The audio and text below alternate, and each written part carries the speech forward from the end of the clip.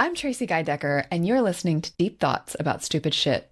Because pop culture is still culture. And shouldn't you know what's in your head? Today, I'll be sharing my deep thoughts about the 1993 Mike Myers film, So I Married an Axe Murderer, with my sister, Emily Guy Birken. And with you. Let's dive in. Have you ever had something you love dismissed because it's just pop culture? What others might deem stupid shit, you know matters. You know it's worth talking and thinking about. And so do we. So come overthink with us as we delve into our deep thoughts about stupid shit. This show is a labor of love, but that doesn't make it free to produce. If you enjoy it even half as much as we do, please consider helping to keep us overthinking. You can support us at our Patreon. There's a link in the show notes. Or leave a positive review so others can find us. And of course, share the show with your people. All right, Em. I know you've seen this movie because we quote it to each other. Negatory, good buddy. That's right. But lay it on me. Tell me what you remember about this movie. So, first thing I remember about this movie, and this is a very odd thing. So Stephen Hunter, who was a local film critic in the Baltimore area, who knew our dad and who also wrote like manly fantasy novels, like Tom Clancy type stuff, like spy type stuff. Okay.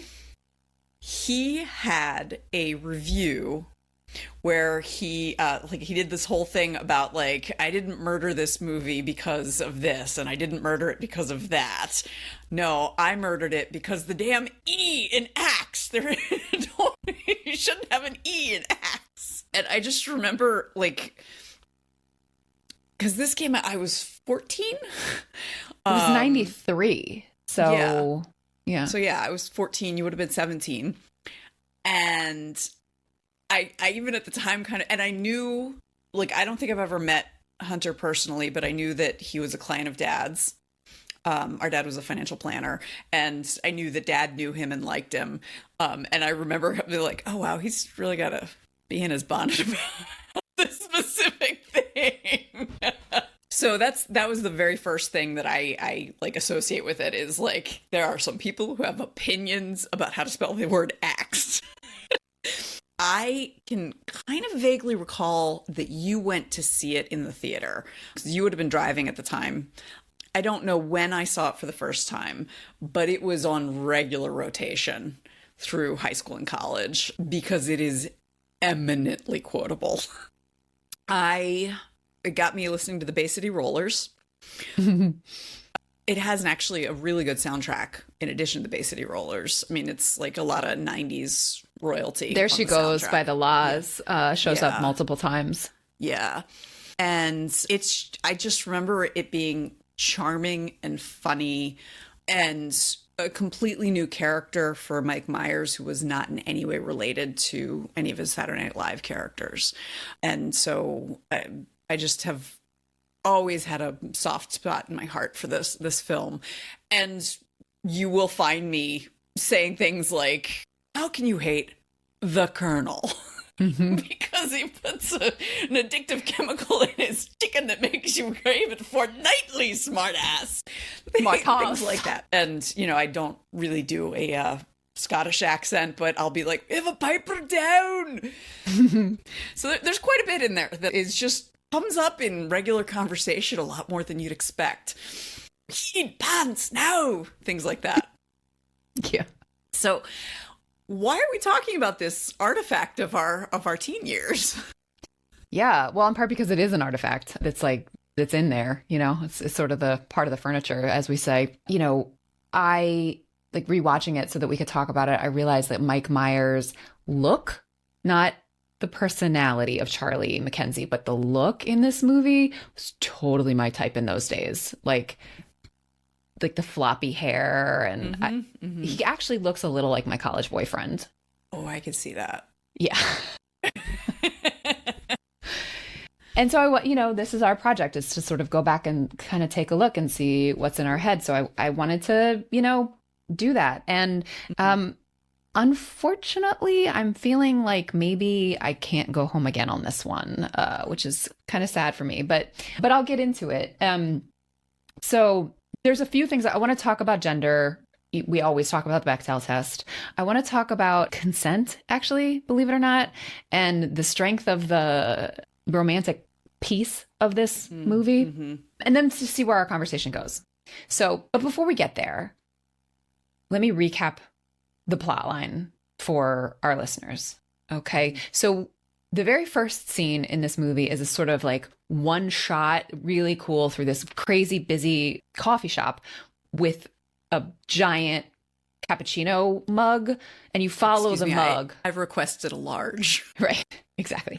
So it's cappuccino. You follow. Are you gonna quote the whole movie? Because this is gonna be a long episode if you quote the whole movie.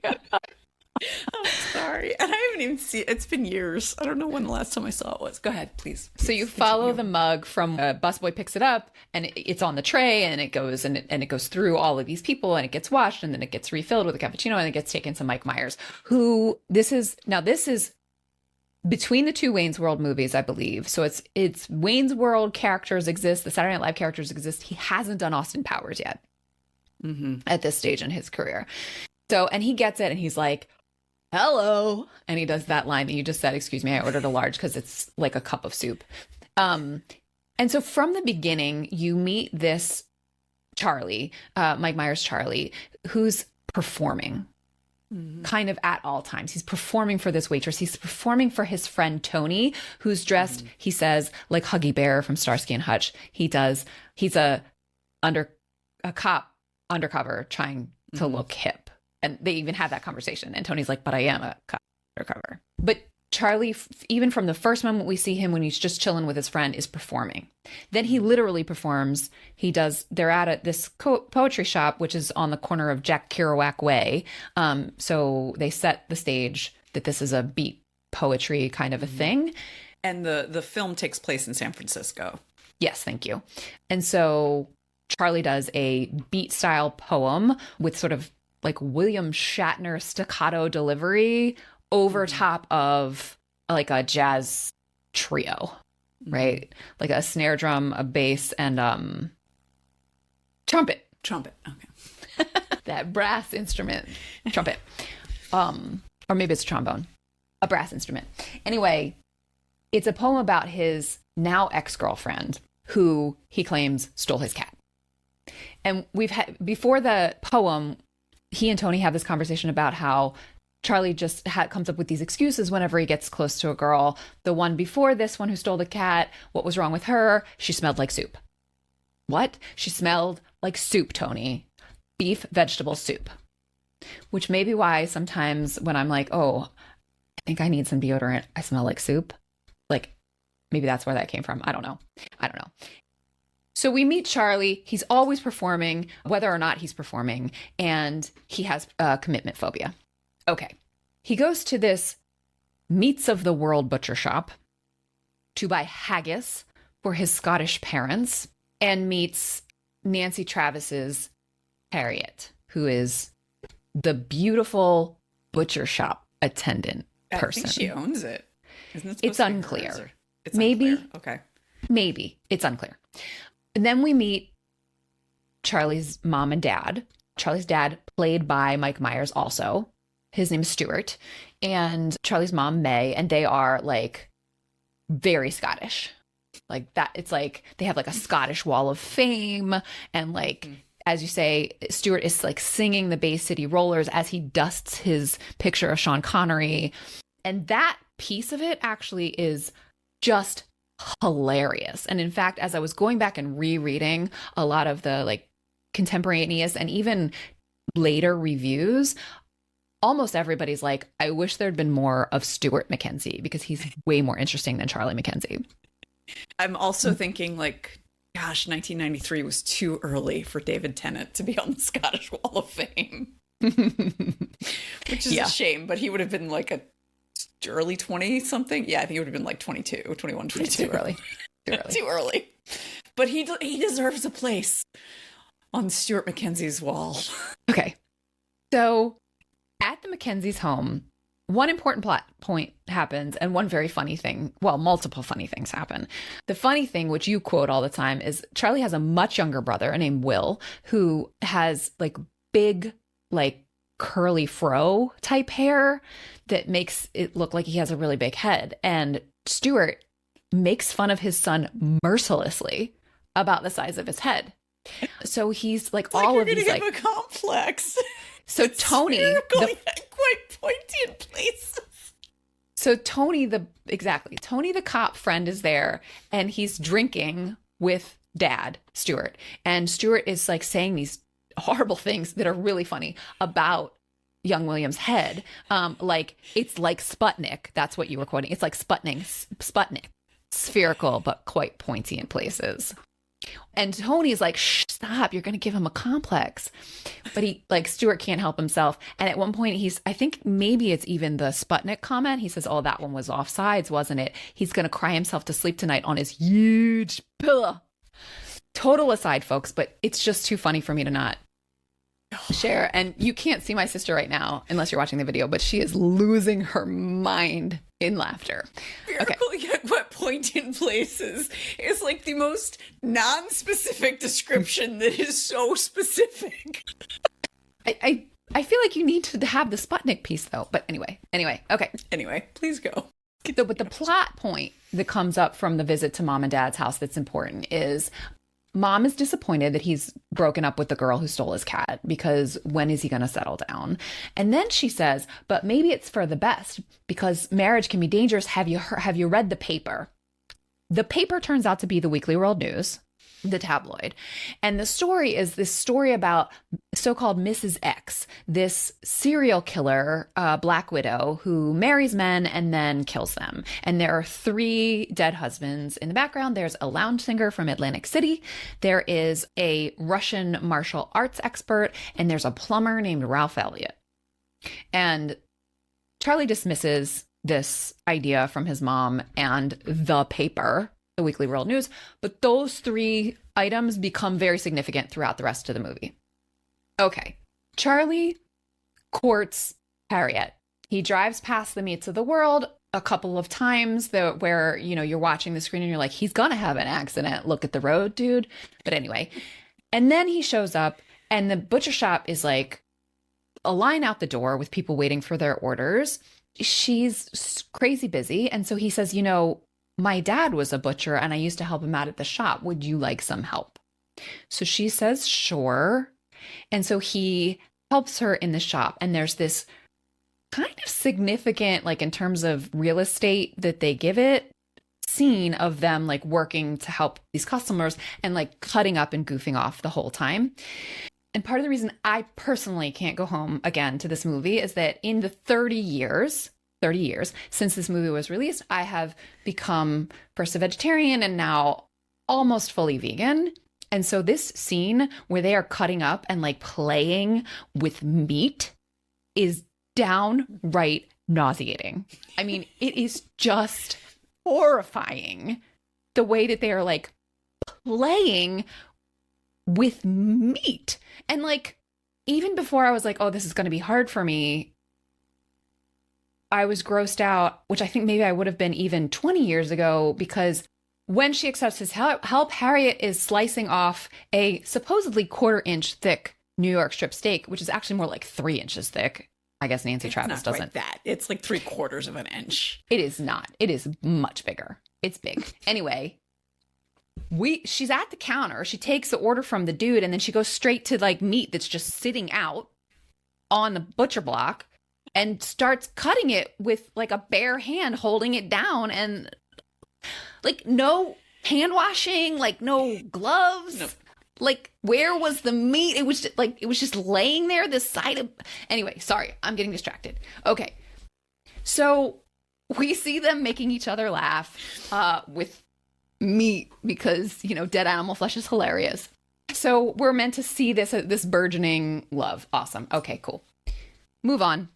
Tony and... Oh, no, sorry. Later that night, they go on their first date. It's sort of like just... They close the butcher shop and they end up kind of walking through a park together, and they're flirting.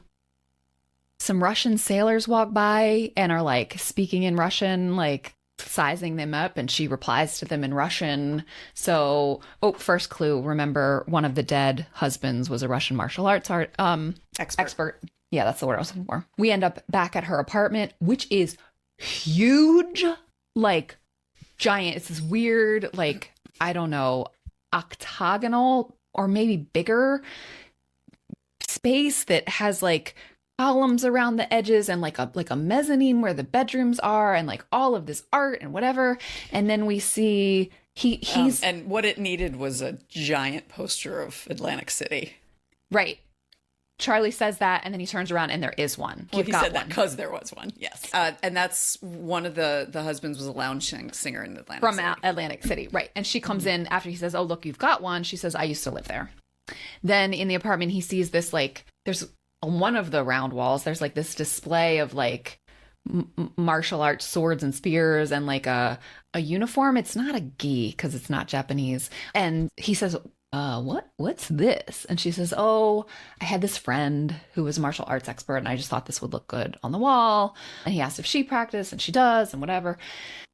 They end up spending the night together in sort of cute romantic way. Like he's goofy because that's Mike Myers. In the morning, she's gone. He looks up and sees someone taking a shower through frosted glass that faces the downstairs. Makes no sense. And goes to see Harriet in the shower, but it's not Harriet. It's somebody else who turns out to be Rose, Harriet's sister, who's real weird. Like we immediately see that like Rose is weird, right? Like so she after the shower, after she's dressed and everything, she or they both are, she offers him breakfast and he's like, no, I'm just gonna go. And she's like, what do you say to like silver dollar pancakes and fresh squeezed orange juice and bacon and like whatever, like paints this beautiful picture. And he's like, I mean, okay. And then you see her pouring Fruit Loops into a bowl for him. And she's like, sorry, we didn't have those other things. And then she's like, walks away from him saying like, I'm not going to tell Harriet anything happened. And he's like, but nothing did happen. Anyway, so now we've met Rose. She's weird. Okay. I know I'm going into too much detail here, folks, but like, I can't help it. I'm sorry. Bear with me.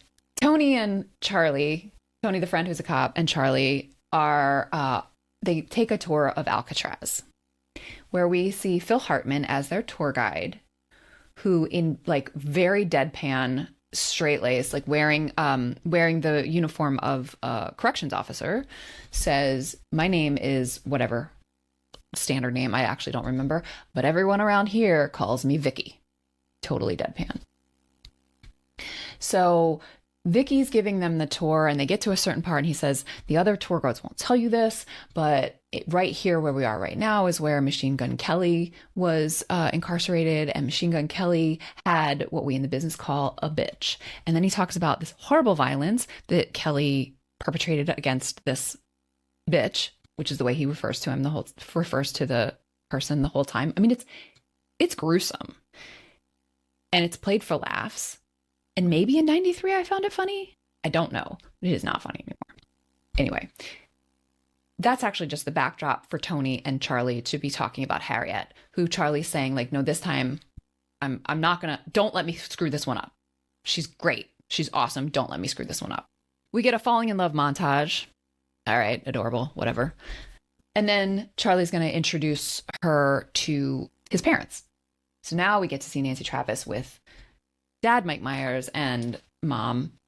Harriet almost takes Stuart Mackenzie's arm off when he sneaks up on her with a martial arts move, which like freaks Charlie out a little bit. And then he has to use the bathroom and ends up seeing that Weekly World News story again and is like recognizing some things from the Atlantic City thing and the Russian martial arts. Oh, and I forgot, at that first night that they slept together, while she's sleeping, Harriet in her sleep yells the name Ralph, which was the plumber. The plumber's name was Ralph Elliott. And when Charlie kind of wakes her and is like, hey, is everything okay? You're shouting Ralph's name. And she goes, oh yeah, she's my friend. Right. Yeah. Charlie's like, she's your friend. Okay. She's your friend. She's your friend. He says it over and over during Birken. Mm-hmm. Okay. So Charlie's freaking out now and like won't come out of the bathroom and is like peeking through the crack at Harriet. And it's like, oh my God, she's an axe murderer or whatever. She's a murderer. All right. So this goes back and forth and back and forth and back and forth. And then Charlie asks Tony to look into this case. They do, and they realize someone has been arrested. Someone has turned themselves in for the death of Ralph Elliott, the plumber. And so Charlie's like, oh, thank goodness. I was doing it again. She's not. It's fine. Charlie plans this big anniversary party for his parents. It's their 30th anniversary. Harriet's there with him, and like with the like excitement and sentimentality of the anniversary and whatever, he proposes to Harriet. Marry me. No, she says. Please? I love that. Please? So they end up getting married. They have a lovely wedding. Some things happen at the wedding that like the shtick of the dead lounge singer was that he could sing Only You in 6 languages. At the wedding, Harriet sings Only You in French to Charlie. There's some other like Montois. Yeah, sous mon toit. I took 10 years of French. I remember that part. Some very funny bits with so Stuart Mackenzie is singing Rod Stewart, If You Think I'm Sexy, accompanied by the bagpipes. And then the piper like passes out, and that's the line that Emily mentioned before. We've got the piper down. It's really funny. And meanwhile, Charlie's mom is like super handsy with Tony. Like it is uncomfortable. Her hand, like he like pulls her hand off of his ass with like her right hand, and her left hand comes and replaces it. Like it's very uncomfortable. Okay. So then they are going to their honeymoon to a mountain hotel called Poet's Corner. We see Harriet pull out of her loose powder a chain with 3 wedding rings on it. And we're like, oh man, maybe she really is a murderer. And she's acting really weird. Really weird. Then we see, meanwhile, back in San Francisco, Tony gets a call that the person, not a call, his boss, Alan Arkin, comes to tell him that the person who confessed to Ralph Elliott's murder has also confessed to the murder of Abraham Lincoln and a couple of other historical people, like the person's nuts. So Tony does some actual more extensive detective work, sends a picture of Harriet to those who knew the 3 missing and or dead men, and each of them is like, oh yeah, that's his sweetie. He was totally in love with her. So now she is the murderer. So Tony needs to go to warn Charlie and save him. Charlie and Harriet are at the dinner table at their Poet's Corner, and they bring over a phone for a call for Charlie, and it's Tony saying, it's her, she's Mrs. X, you gotta get out of there. And there's a terrible storm happening right at that moment, and the phone lines go dead, and Charlie's freaking out. Meanwhile, Harriet is also acting really weird. So all of the other guests like carry them like horror style to their honeymoon suite and like dump them in. So they go in, and like there's an axe in there for chopping wood, because of course there isn't a hotel room. And Charlie manages to shove Harriet into a closet and lock her in there. And then he finds a note that says, Harriet, I just couldn't take the commitment. I'm sorry. I love you, Charlie. And he's like, what is this? And then dun dun dun, Rose is there, the sister. And she says, you are not supposed to see that. You are not supposed to be in this room once the note has been placed. Harriet's not the murderer. Rose is. Oh, okay. So now this really, really long fight scene ensues with Rose and Charlie that ends up with them both on the roof.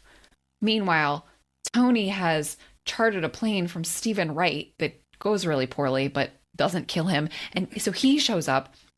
He gets to their bedroom. He knocks down the door after many, many, many attempts, and finds Harriet locked in the closet, lets her out, and like puts handcuffs on her. And she's like, what are you doing?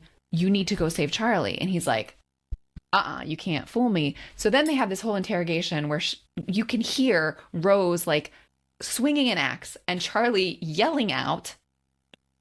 And Tony's like, let's take a step back here. You're telling me. It's ridiculous. Okay, so Charlie survives, Rose survives, and the movie ends where it started, in that coffee shop, with a new poem that, instead of starting woman, woman, woman, starts with Harriet's name. Yay, it's over. Okay. So there's stuff that I didn't include, even though I gave way too much detail, but it'll come up it will come up if it comes up. So this movie was actually kind of a box office flop.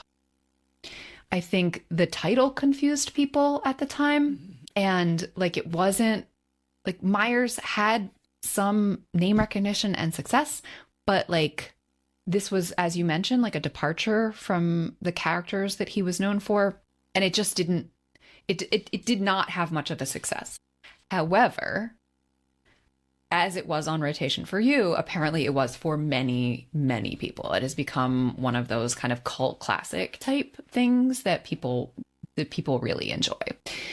So I looked up some contemporaneous reviews, as I mentioned, and it's the 30-year anniversary of this movie, and so we're not the only ones taking like a retrospective look back at it. So Roger Ebert basically said there are two movies in this movie. One is actually pretty good, and the other one's really only so-so. And the good one is about this like cranky Scottish immigrant named Stuart, and the bad one is this weird romantic comedy murder mystery about Charlie. And Roger Ebert actually also noted the unnecessary E in Axe, and in fact spelled it without the E throughout the article, and then was like, I know that the title has an E, but that's wrong. Even the people today, sort of looking back on it, what people are saying is like, I wish there were more of the Scottish dad, because that's the best part of this movie. So that's an interesting thing to note. Okay, so some of the things I want to like dig into with you.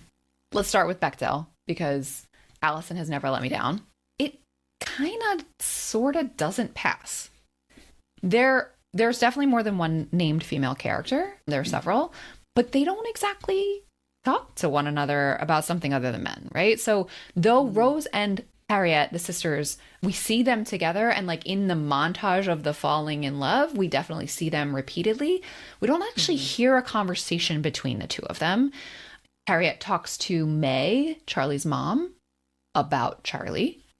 Tony has a date at one point. They double date. Her name is Susan, but Susan and Harriet don't speak to one another. I mean, all four of them talk, but and then we do meet Harriet's friend Ralph, who's a woman, but we don't actually see them talk at all. Yeah. So it doesn't exactly pass Bechdel.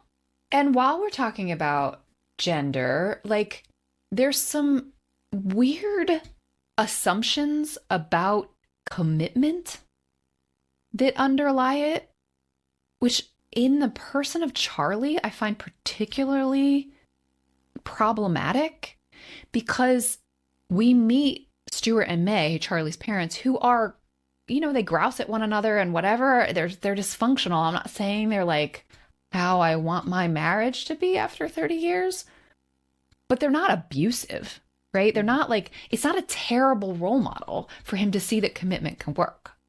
Mm-hmm. Well, and there's this lovely moment where during the anniversary dinner, and that's when he decides to propose, is Stuart, I mean, he's like, 30 years ago we got married, and many of you were here, many of you are now dead. Right. Like this weird thing, but he's like, but I'd do it all over again. Something along those lines. It's really sweet. It's this really sweet moment when like all you see them is bicker and her like hit on Tony. But like, then like she says to him, I love you. Like, and you can't even hear it. You can only see her mouth it. Yeah. And it seems genuine. Right. And so very lovely. It's a lovely moment in a really weird dynamic between the husband and wife. Yeah. And actually you're right. That is the moment when he decides to propose. And so I guess we do see him take that. But until that moment, there's this huge fear of commitment in him that just, I don't know, it feels like such a it's such currency, especially from the 90s, of like how men were supposed to, like with quotes around it, like engage with thinking about commitment, that I don't know. I find it in retrospect, like unsavory, I guess. Mm-hmm. Kind of related to that, something that I know kind of not bothered me, but so we don't really see Rose and Harriet interact except for during the montage. There's this lovely scene where like Harriet puts her arm around Rose and Rose puts her head on Harriet's shoulder. And it really is this like very tiny moment where it's like they're very connected as sisters. And considering like how close you and I have always been, I remember feeling like at the end, this isn't a happy ending, you know, like, okay, it's great that Charlie has not married someone who's going to murder him. Fantastic. Rose needs help. She's going to get it. Fantastic. But these are two sisters who truly love each other. And it's like it's okay. It's not the one you actually want to stick your dick in. It's like, and that kind of always bothered me because it's just like, well, what's going to happen to Rose and what's going to happen to Harriet's relationship and how is that going to change? Because clearly they are close enough that they have moved around the country together. And some of that is Rose is manipulating Harriet. No, I don't know that they have, because Rose says when Rose meets Charlie and Harriet's not present, Charlie says, "Is this your place?" And Rose says, "This is our place, mine and Harriet's." She goes sometimes, but she always comes back here. Oh, okay. Okay. Fair enough. Fair enough. But they are clearly very close. And now it turns out that Rose has killed 3 people that Harriet loved. We do get a small nod in that direction, in that at the like kind of like real like climax of this, of the fight scene, of the resolution of this story arc, when they're both on the roof and Rose sort of slips and is falling and Charlie is on the roof and grabs her and is holding her. And Tony leans out like an upper floor window and pulls Rose in. And Harriet is watching from the ground. Yeah. And you see her with her heart in her throat, you know, and like the relief that she has when Rose gets pulled in, which I think is noteworthy insofar as I think the movie viewer might expect that we would just let her fall and die. That is the way we've handled villains in the past. And they don't do that. And so I think that is a nod to the complication and the psychological dynamic that you're pointing to, but it's only a nod. Yeah. Well, honestly, it's more than you'd expect from a 1990s movie that leans so heavily into these gendered tropes. And you're right. It had not occurred to me that most movies would just let her fall and die. And that actually, like, I'll give the movie that, like, you know, if you're going to tell this story, and you do make it that Harriet and Charlie can have a happy ending, which includes whatever the complications of her relationship with her sister are, but there is still love and history there. So okay, that's it's not nearly as ugly as it could have been. Yeah, true. Yeah. So additional brief thing to say about gender, Phil Hartman's Vicky line hits differently 30 years later. And the fact that it was delivered the way that it was for laughs makes me uncomfortable now. I've already talked about how uncomfortable I was with the gruesomeness of the Birken story about Machine Gun Kelly. I don't need to go back to that, but I do want to say though, like the dichotomy of someone so deadpan in this like uniform, but people call me Vicky. What's uncomfortable about it is that Vicky is like socialized as a feminine name. Yeah. But I'm trying to think of like a diminutive name, like people call me Pepito or something. That's if it had been like people call me Care Bear, or you know, people call me like Rainbow Sparkle. I think it would be less bothersome. The way that it reads as this clearly supposed to be funny line because of the absurdity is that assigned male at birth who are tall and masculine looking now with deep voices. With the is absurd that they would have any trans femme tendencies. Absurd to the point of hilarity. That's what I find disturbing about it. Not that there would be this dichotomy. Fine. Yeah. That's how humor works. Yeah. Subverting our expectation is how humor works. That's the subversion, and that would be considered, that it was hilarious. That's what feels uncomfortable to me. Like if Phil Hartman had delivered that line, "My name is Officer So-and-so, but everyone around here calls me Care Bear." And then, Tony and Charlie were like, "I love Care Bear. He's the best." That would have been funny, even today. Yeah. Yeah. Okay, fair enough. So that's actually a very small moment. It's interesting because in the course of the thing. Even in the film, the trip to Alcatraz always felt like Phil Hartman wants to be in this movie. Let's figure out a way to get him in. Like it always felt extraneous, and not like Phil Hartman was a phenomenal comedian, and the way that he delivers the lines is well done, even if the lines themselves are now like, ooh, ooh, ooh, ooh. So I don't want to say anything like negative about that. This is the writing. This is, right. Yeah.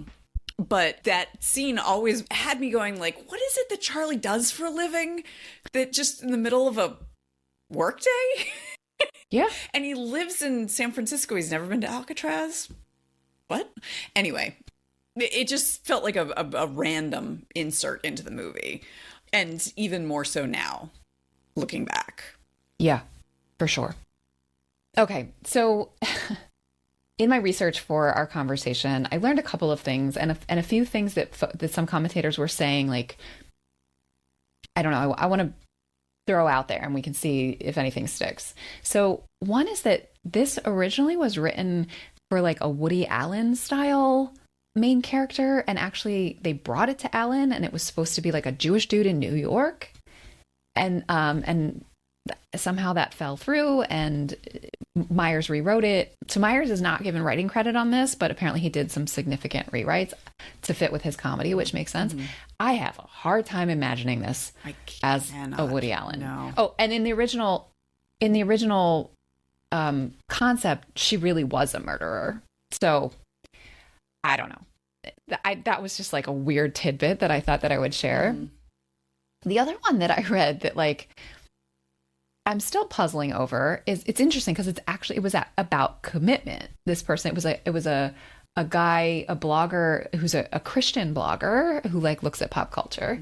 So I guess like our Christian counterpart, maybe, I don't know. Anyway, so, and he was talking about like what this movie says about marriage.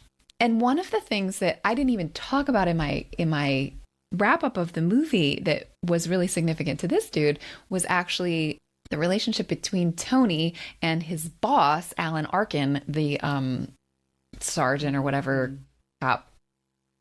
So, which in that storyline, at one point, like Alan Arkin plays this like very like reasonable and pragmatic dude, right? And at one point, like Tony's like seems a little, I don't know, sad. And so Alan Arkin comes to him and is like, "You seem upset. What's wrong?" And like the answer is, being a cop is not like it is on Starsky and Hutch. Like I'm just doing paperwork all the time.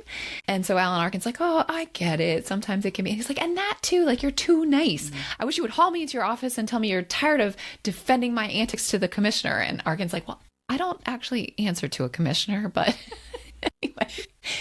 So then we see a future interaction between the two of them, and Arkin's character is like yelling at him and like calling him like racial slurs, but like not like really weird sort of like childish slurs against the fact that he's Italian. Anyway, so Tony walks away and then he comes back immediately and Arkin's like chewing on his fingernail. He's like, "How was that? Was that okay?" Like, "Oh, that was great. I loved how." So it's like, so this Christian blogger was like that's commitment to your friendship, your working relationship, to try and give your employee like what it is that he thinks that he needs, and talking about like the commitment between Tony and Charlie as friends. And it was a really It was a take I would not have come to on my own, but I appreciated it, especially because of my discomfort with the commitment phobia that just seems like an assumed truth at underlying sort of the writing of this film. Yeah.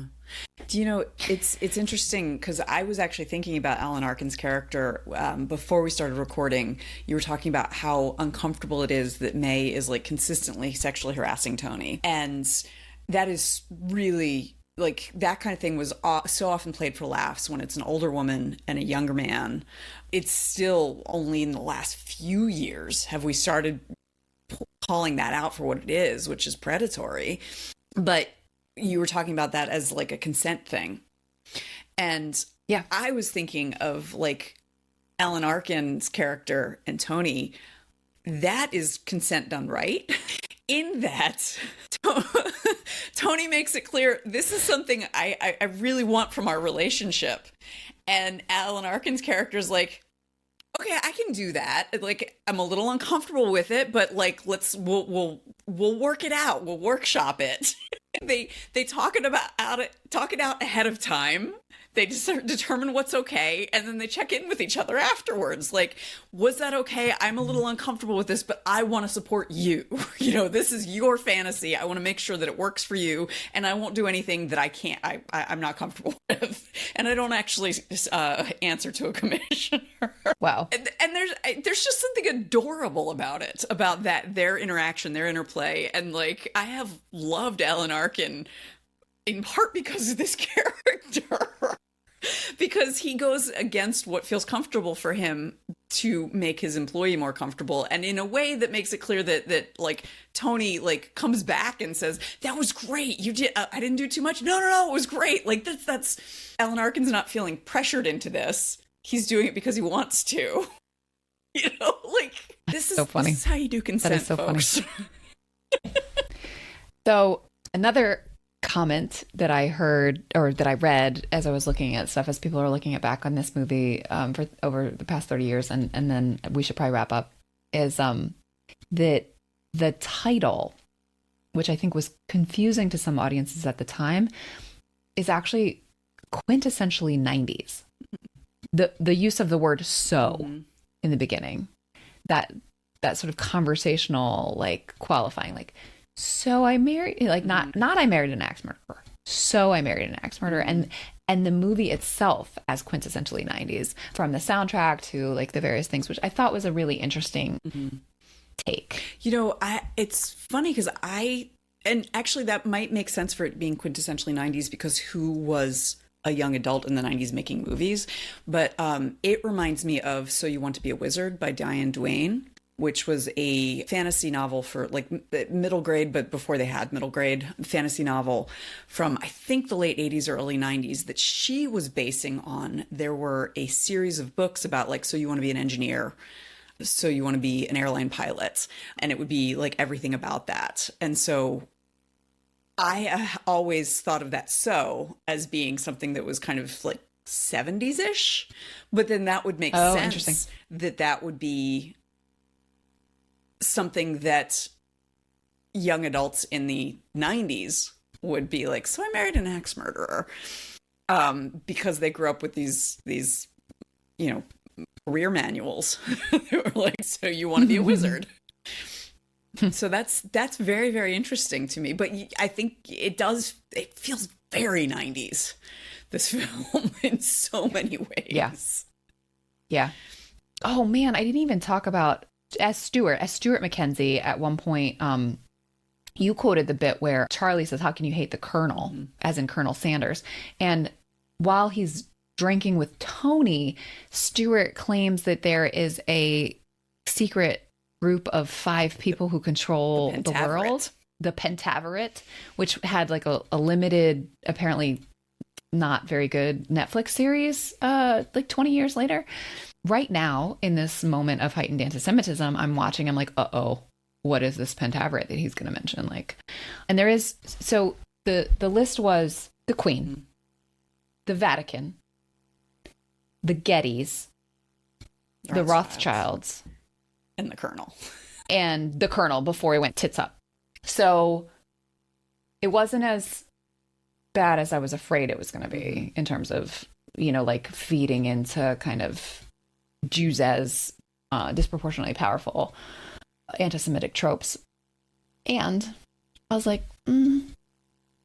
yeah, I'm a little uncomfortable. Yeah. I mean, mostly it's funny because it's the Colonel before he went tits up, but I'm a little bit uncomfortable.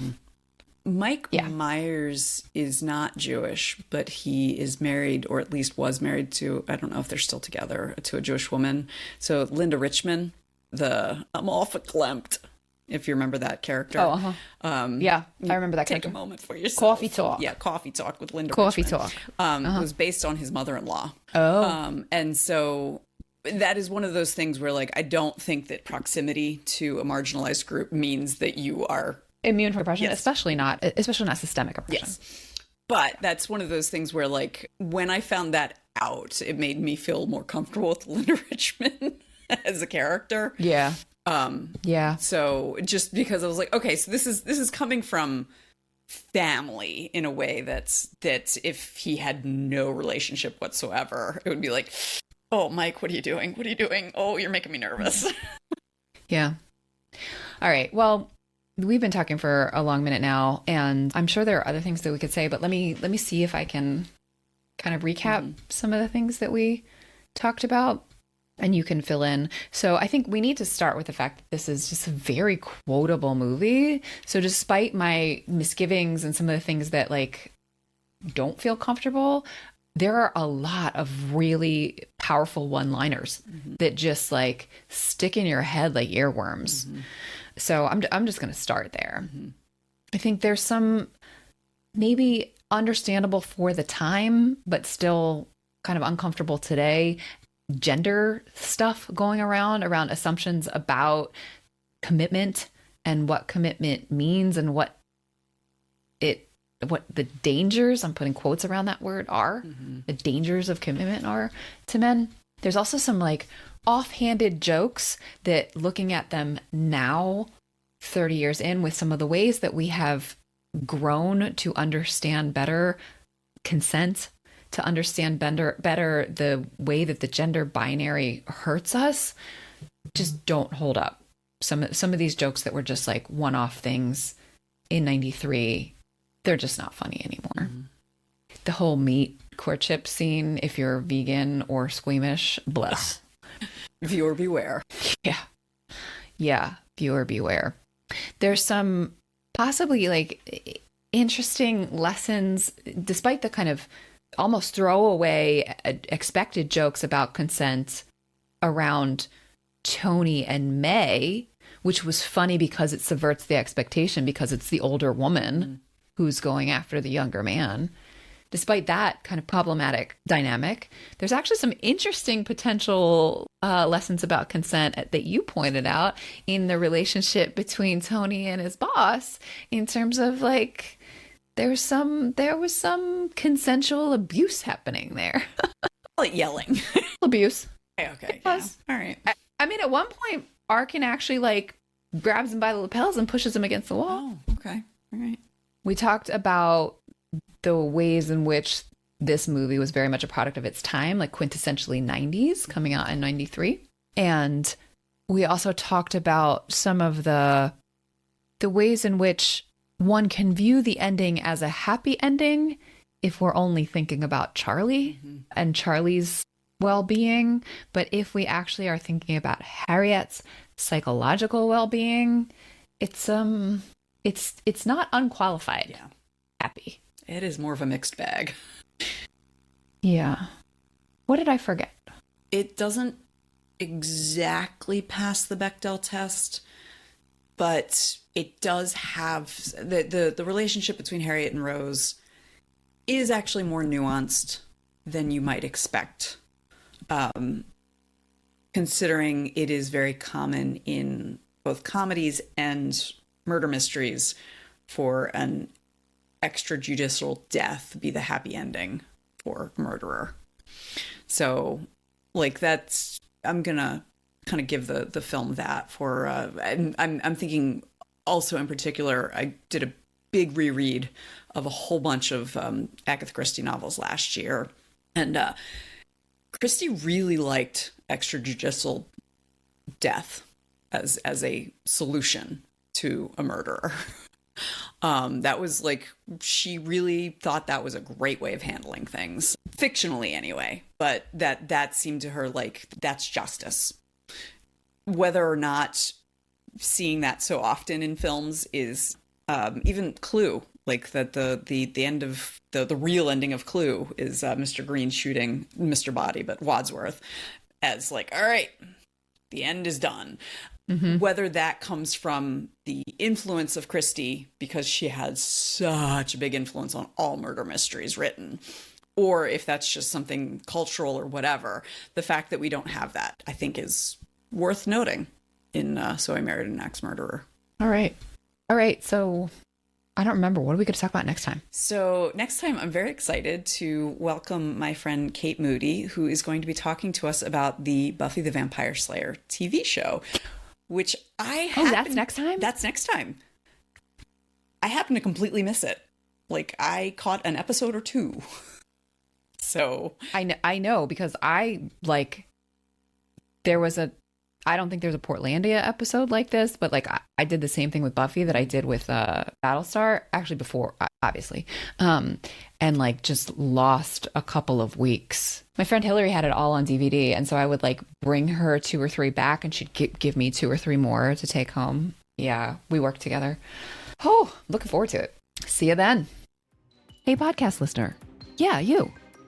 A number of folks have been reaching out to us privately with their own memories or deep thoughts about our deep thoughts. Aaron told me that our brief conversation about Poltergeist in the Ghostbusters episode brought back some scary childhood memories.